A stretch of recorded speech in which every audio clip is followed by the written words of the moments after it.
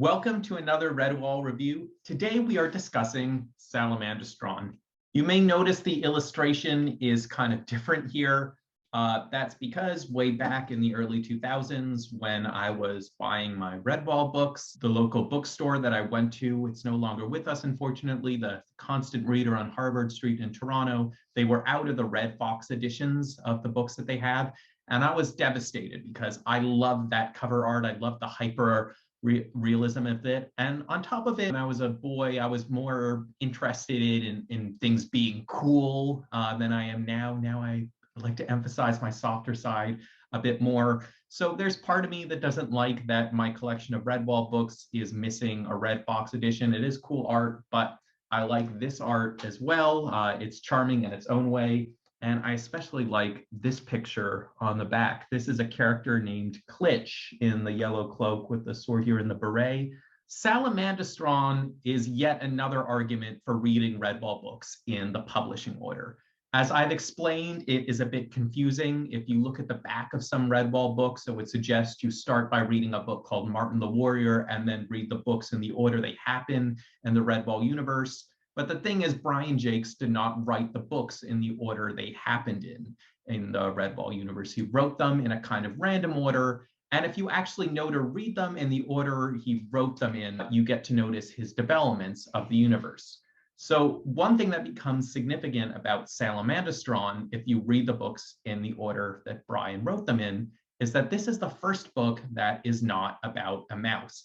You know, other than some of the non-religious monks and nuns at the Redwall Abbey, there aren't any mice in this book at all. The closest thing is there is a main character who is a dormouse, but dormice, to my understanding, are more related to squirrels than they are to mice.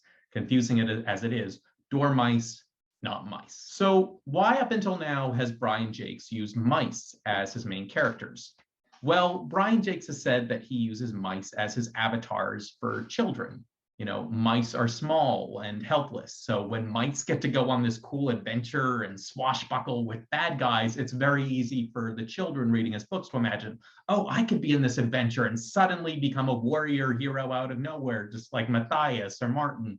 So by contrast, the two protagonists of this book, Salamandastron, are a squirrel named Samkim and a badger named Mara.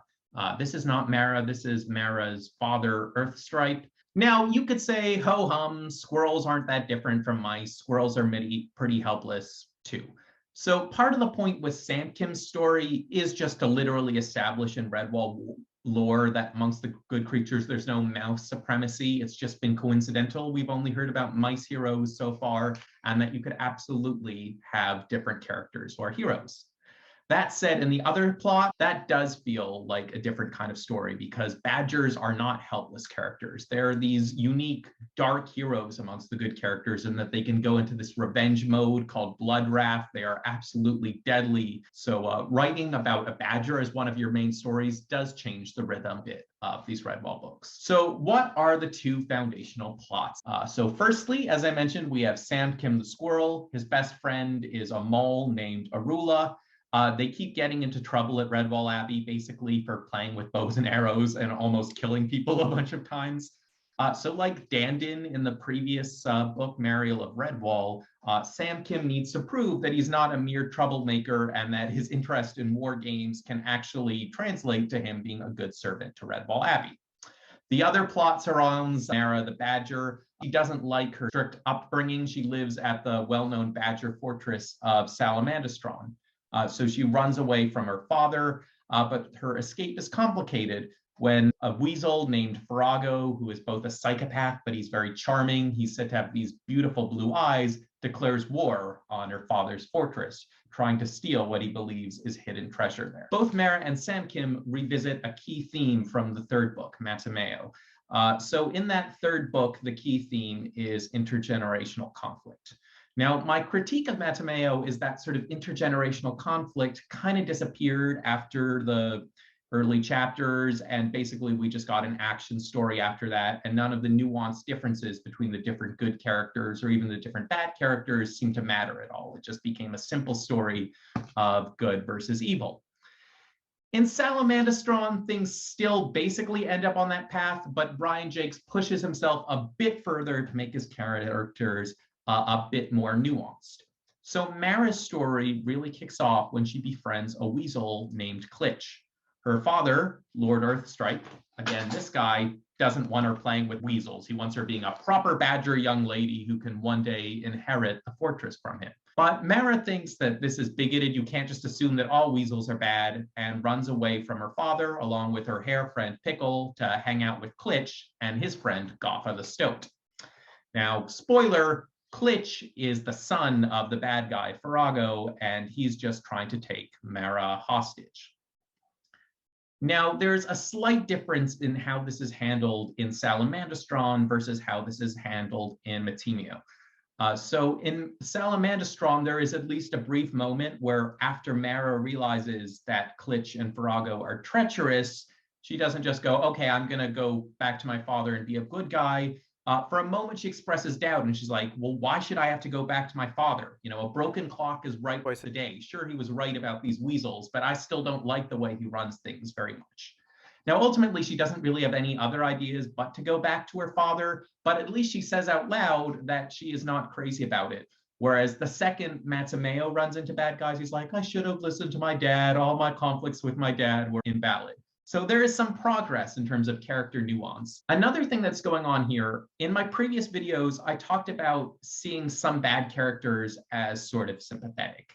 And a little bit that was true, like with Kilconey in the first book. But for the most part, that's just me imposing my hippie ethic onto a book where it doesn't belong. And that's kind of a not very smart criticism. You can't criticize books for not being something they never intended to do.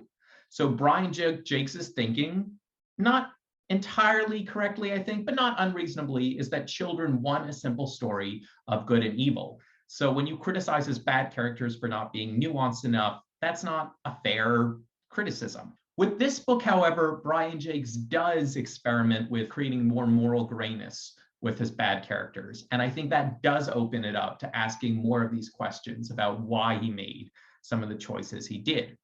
So when he introduces Klitsch, for instance, I mean, the mere fact that Klitsch is a child and doesn't reveal his intentions right away, it really tempts you to think there's something potential going on, like there's going to be a Romeo and Juliet story with Klitsch and Mara.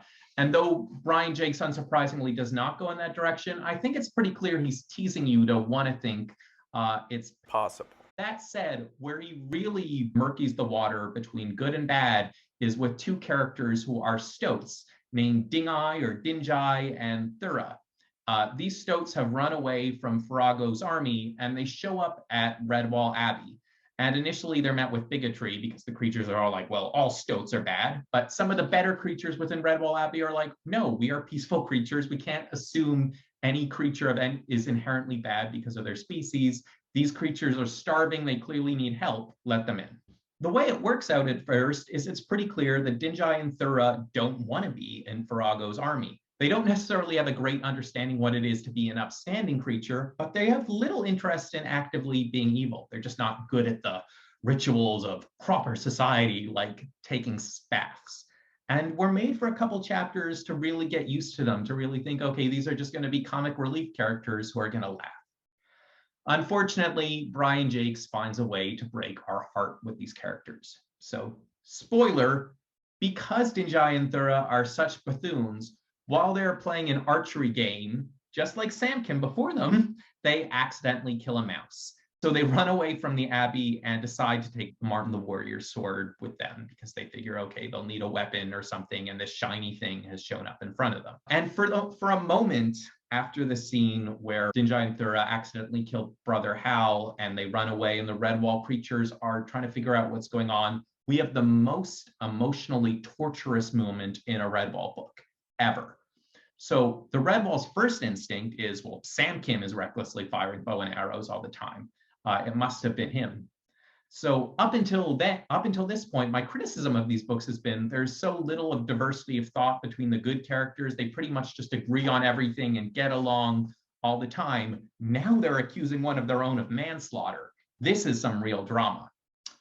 That said, that suspicion is diffused very quickly when it's realized that Dinjai and Thura have disappeared. Now, were this any other book, you might think the emotional tension would continue. This is a real heartbreaking story.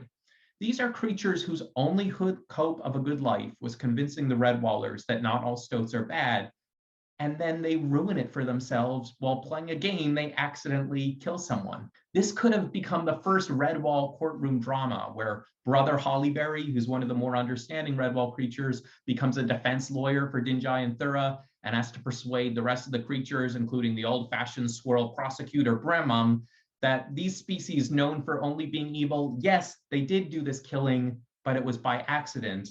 And because it was an accident, they still should be welcome in the Abbey. Now, spoilers, that's of course not what happens. Basically, Jacques uses Thura and Dingai as a plot device to set things going, and once their usefulness ends, he finds ways to kill them off pretty quickly. And it's devastating because they were innocent. I mean, they were reckless, but they were innocent. And the fact that the other creatures never get to find this out, for someone like me who keeps falling into the trap of rooting for the villains, and this time when Brian Jacques has actually set us up to do so, it's not just me being idiosyncratic. Why does he not give a chance for Dingai and Thura's innocence to be revealed? It really makes no sense to me. So again, when Brian Jacques explains why his stories are morally simplistic, he says, well, A, they're based on sort of old yarns about, knights going on adventure, and B, he thinks kids want things in black and white. They want a world where good triumphs over bad. Now, again, Brian Jacques and I could debate this. I was certainly thinking about moral complexity at quite a young age. I was exposed to Star Wars at quite a young age, where we're made to see Darth Vader is not all bad, for instance. But why the Dingai and Thura example seems so weird is I feel like the trope of the villain sidekick who you're basically supposed to like because they're eccentric or they're too dumb to know what they're doing, et cetera, is a fairly common one. So Salamandastron came out in 1992. Another piece of media that came out in 1992 was Disney's Aladdin, which gave us one of the most beloved villain sidekicks of all time. Iago! Rest in peace, Gilbert Gottfried. You are missed. In the years since Aladdin, Disney has given us other characters like LeFou in Beauty and the Beast or Pain and Panic in Hercules. Pixar has given us Molt in A Bug's Life or the Finding Nemo sharks. The Batman animated series gave us Harley Quinn. Pokemon gave us Team Rocket.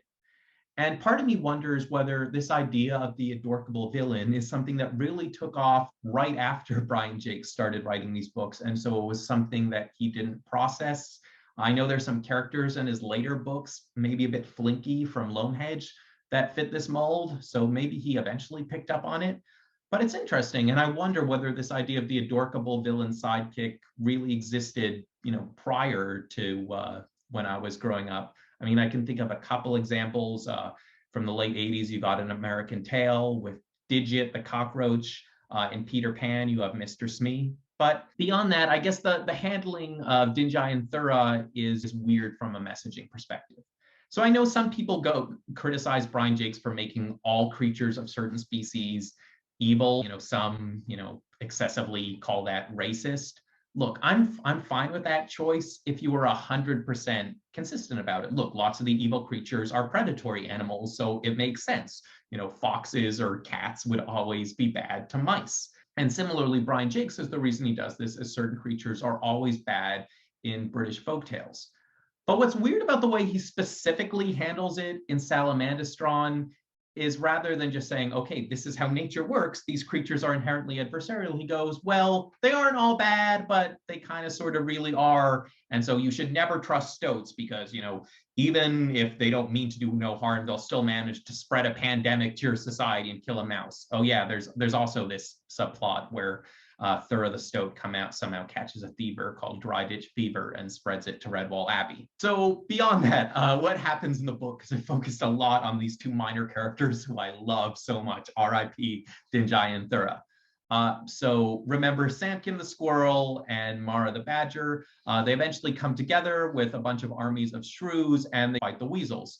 Also, there's this hedgehog named Sprigget along the way who eats insects, including wasps, out of the air. I guess that was a good choice on Brian's part to remember that he's writing about animals and give one of his animals a quirky animalistic trait, real hedgehogs being insect eaters. And also, I should mention there's this co-plot based around the whole fever thing.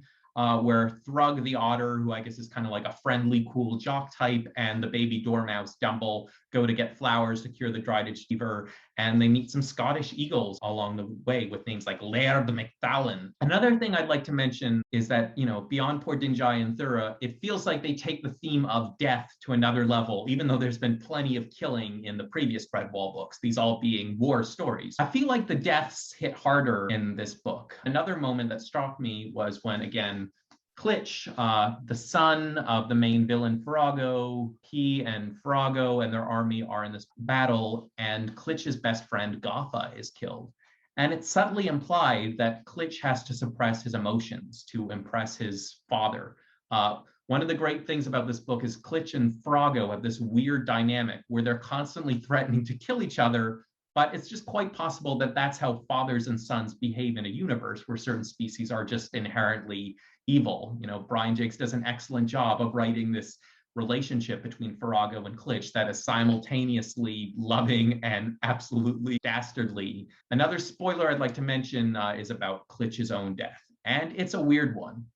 So after, pretty much all the other bad characters are killed off and the good characters are victorious at the Salamandastron fortress, Klitsch manages to escape under the fur of some of his murdered soldiers, and he gets away from it all, but then he forgets that his army had spoiled the supplies at Salamandastron, and he's thirsty, he takes a drink of water, and he gradually walks out into freedom, and he feels relaxed and happy, and it hasn't occurred to him that he has poisoned himself to death.